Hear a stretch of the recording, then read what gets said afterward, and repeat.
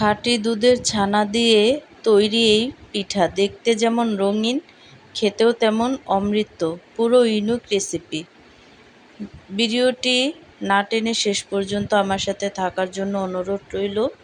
তো আজকে আমি তোমাদের সাথে শেয়ার করব একদমই সহজ পদ্ধতিতে কিভাবে এমন একটা নাস্তা তৈরি করা যায়। আর খুব সহজেই কিন্তু তৈরি করা যায় শুধুমাত্র দুধের ছানা দিয়ে। তা আমরা তো অনেক সময়ই খিরসা বা হালুয়া তৈরি করে তারপরে এই নাস্তাটি আমরা তৈরি করি। তো আজকে আমি একদম সহজভাবে শুধু ছানা দিয়ে এই পিঠাটা তৈরি করে দেখাবো। তার জন্য কিন্তু এখানে আমি নিয়ে নিয়েছি চালের গুঁড়া। তোমরা চাইলে ময়দা বা আটা দিয়েও এই নাস্তাটি তৈরি করতে পারো। তো চালের গুঁড়া দিয়ে তৈরি করলেই সবচেয়ে ভালো হয়। তো চালের গুঁড়া এখানে আমি পরিমাণ মতো নিয়ে দিয়ে দিছি স্বাদ মতো লবণ। লবণটা দিয়ে ভালোভাবে নেড়েচেড়ে আমি চালের গুঁড়ার সাথে মিশিয়ে নিছি। তারপর এখানে আমি অ্যাড করে দিছি গুড়। তোমরা চাইলে চিনি দিয়েও তৈরি করতে পারো। তো এখানে আমি গুড় নিয়ে নিছি, খেজুরের গুড়। তারপর এখানে আমি অ্যাড করে দিছি ময়দা। আর চালের গুঁড়া দিয়ে যদি নাস্তাটি তৈরি করো তাহলে কিন্তু অবশ্যই ময়দা লাগবে। তারপর এখানে আমি পানি দিয়ে একটা বেটার তৈরি করে নেব। তো দেখো এখানে কিন্তু আমি একটা বেটার তৈরি করে নিছি। নেওয়ার পরে কিন্তু এখানে আমি সামান্য একটু ফুড কালার অ্যাড করব, অরেঞ্জ ফুড কালার। আর এটা অপশনাল না, তোমরা যদি না দিতে চাও তাহলে কিন্তু বাদ দিতে পারো। তো তারপর দেখো বেটারটা আমি তোমাদেরকে একটু দেখাচ্ছি। ব্যাটারটা রেডি করা হলে এক সাইডে রেখে এখানে আমি নিয়ে নিছি দুধের ছানা। আজকে আমি শুধু ছানা দিয়েই কিন্তু এই নাস্তাটি তৈরি করে দেখাবো। তো তারপর এখানে আমি অ্যাড করে দিচ্ছি চিনি।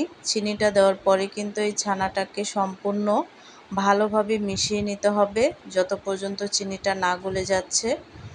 তো ছানাটা রেডি করার পরে দেখো এখানে ব্যাটারটাও কিন্তু আমি 5 মিনিটের জন্য রেস্টে রাখছিলাম। একেবারে পারফেক্টলি ব্যাটারটা কিন্তু 5 মিনিট পরে একদম ফুলে গেছে। আর এখন আমি নাস্তাটি তৈরি করব, তার জন্য কিন্তু একটা তাওয়ার মধ্যে সামান্য একটু তেল ব্রাশ করছি। আর এখানে কিন্তু 1 হাতা বেটার দিয়ে এভাবে ঘুরিয়ে ঘুরিয়ে আমি নাস্তাটি তৈরি করে নেব। খুব সহজেই কিন্তু তৈরি করে নেওয়া যায়। তো হাই গাইস, আসসালামু আলাইকুম, welcome back to my channel. কেমন আছো তোমরা সবাই? আশা করছি ভালো আছো। আল্লাহর রহমতে আমি অনেক ভালো আছি। তো গাইস ভিডিওটি ফার্স্ট থেকে লাস্ট পর্যন্ত দেখতে থাকো। আশা করছি ভালো লাগবে। আর ভালো লাগলে প্লিজ একটি লাইক আর একটি সাবস্ক্রাইব করে পাশে থাকবে। তো দেখো ব্যাটারের শীটটা যখন নাকি আমি ঢেকে দিছি, ঢেকে দেওয়ার পরে কিন্তু শীটটা তৈরি হয়ে গেছে। আর এই পর্যায়ে এসে যে ছানাটা আমি আগে থেকে রেডি করে রাখছিলাম সেই ছানাটা কিন্তু দিয়ে তারপর পিঠার একটা শেপ দিয়ে নেব। আর খুব সহজভাবেই কিন্তু দেওয়া যায়। আর বেটারটা পারফেক্ট হলে কিন্তু এই পিঠার শেপটা খুব সহজেই হয়ে যায়। তো দেখো একটা পিঠা কিন্তু হয়ে গেছে। তো এইভাবে করে সবগুলো পিঠাই আমি তৈরি করে নেব। তো পাটিসাপটা পিঠা বানানোর সময় অনেকের পিঠাই তাওয়ায় লেগে যায় বা তুলতে গেলে ভেঙে যায়। পিঠা যেন একদম মসৃণ আর পারফেক্ট হয় তার আসল ট্রিক্স ব্যাটারটা তৈরির পর অন্তত 10-15 মিনিট রেস্টে রাখবে। আর তাওয়া যেন খুব বেশি গরম না হয়, একদম হালকা আঁচে সামান্য তেল ব্রাশ করে পিঠাগুলো ভাজলে প্রতিটা পিঠা চকমকে হবে এবং তাওয়া থেকে নিজে নিজেই উঠে আসবে। তো তোমরা কিন্তু এইভাবে করে তারপরে পিঠার ব্যাটারটা তৈরি করবে, তাহলে কিন্তু একদম পারফেক্টলি এই পিঠাটা সহজে লাগবে না। আর একেবারেই কিন্তু সহজভাবে উঠে যাবে। তো দেখতেই পাচ্ছ পিঠাটা কিন্তু আমি খুব সহজেই তুলে নিচ্ছি, কোনোভাবে কিন্তু তাওয়ায় লেগে যাচ্ছে না। তো এইভাবে করে সবগুলো পিঠা আমি তৈরি করে নেব। আর খুব সুন্দরভাবেই কিন্তু তৈরি করে নিচ্ছি পিঠাগুলো, দেখতেই পাচ্ছ।